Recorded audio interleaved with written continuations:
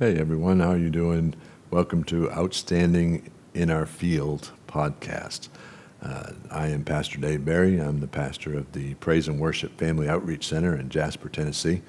And we welcome you to our little podcast. We try to just come up with a thought of the week.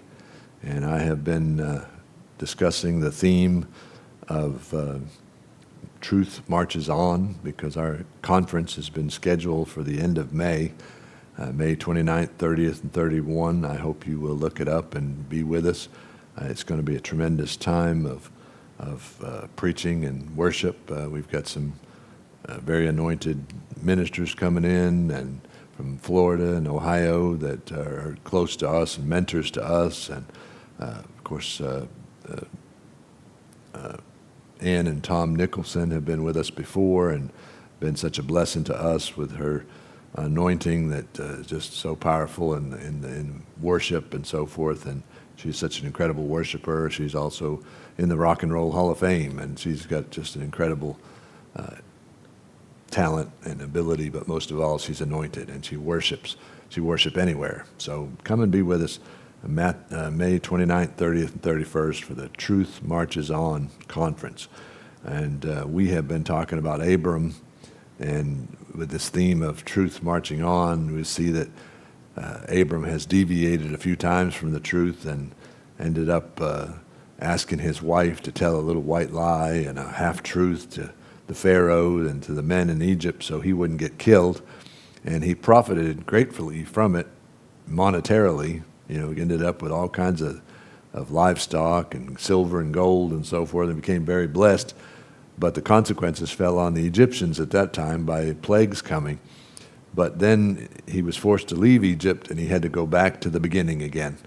And that's what happens when we make mistakes sometimes. We have to go back and repeat the tests over again. And so we got to this point here where he's prayed and asked God, called on the name of the Lord. He wants the nature of the God to show up, and he wants to see, his mistakes, his failures. And he's back at the beginning again.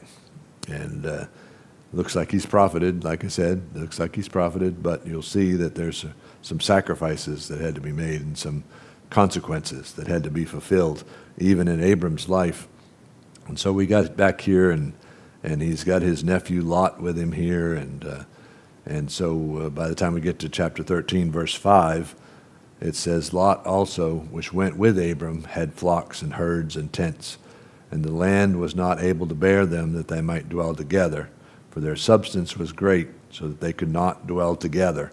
Understand that in the blessing, sometimes it doesn't just affect you. Again, even the blessings can spill out. The same way that the consequences spilled out in Egypt over Abram's sin and Abram's mistake and Abram's failure, the consequences spilled out onto other people. Know that when you're walking in truth and when you're being blessed by God, blessings can spill out across to other people as well.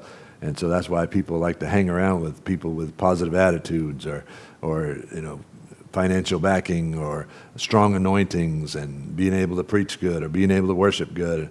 And they want to hang around those people. Why? Because there's a draw there. There's an encouragement there. And so sometimes it becomes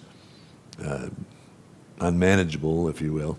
And you see here that both Abram and Lot had grown so much with livestock and so much in wealth that the land that they were dwelling in wasn't able to withstand all of the livestock, and it wasn't enough provision there. So there had to be a decision made. And it says that strife in verse 7, there was strife between the herdmen of Abram's cattle and the herdmen of Lot's cattle, and the Canaanite and the Perizzite dwelled then in the land. You see, there's consequences coming back here on Abram. Now his blessing seems to be turning into a curse, because if you continue to grow in that state and you don't separate, then eventually the herd will start to thin out and start to die off because there's not enough food left to feed them all. And so again, the consequences of it would be, famine, drought, pestilence would begin to happen. So they had to make a decision. And so verse 8 here, Abram said to Lot, let there be no strife, I pray thee, between me and you, and between my herdmen and your herdmen, for we are brethren, we're brothers here, we're related here. Let's work this out. And he's also learned a little bit. The last time I made a decision was a half-truth and a white lie. Here he's going to turn it around and say, why don't, Abram says, the whole land is before us. Separate ourselves, I pray thee, from me. If thou wilt take the left hand, then I'll go to the right. If you want to go right, I'll go left.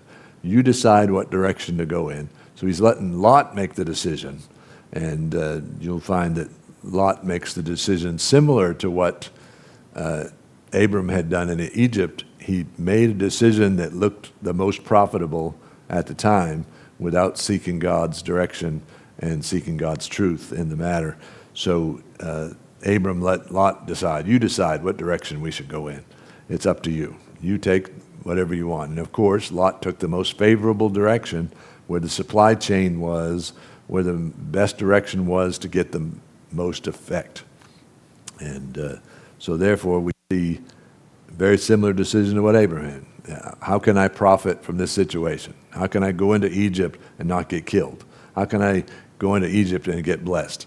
And so there were consequences fell on them. But this time, the consequences are going to fall on Abram because Lot picks the best. Lot picks the best side. He picks the side that's closest to the supply chain and where the food would come from and the supplies would come from. He picks the place, and it's the closest place. And it says, Lot lifted up his eyes and beheld all the plain of Jordan, that it was well watered everywhere, before the Lord destroyed Sodom and Gomorrah, even as the garden of the Lord, like the land of Egypt, as thou comest unto Zoar.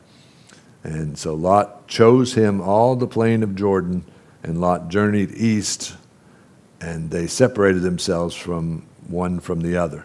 And in a previous podcast, I told you that if you're going towards the east, you're going in the right direction. Well, in this case, he's going in the way of the east. He's going in the most favorable direction. He's getting blessed. He's getting favor. And but because of his upbringing, because of the fact that Abram has embraced not telling the whole truth, Lot's going to get himself into trouble here later. And some of you, of course, know the story. So let's focus on truth. Let's keep our focus. Let's not do what's best for us while spiting others, but let's do what's best for God, and he will bless both camps. That's the way he works. God bless you until next week.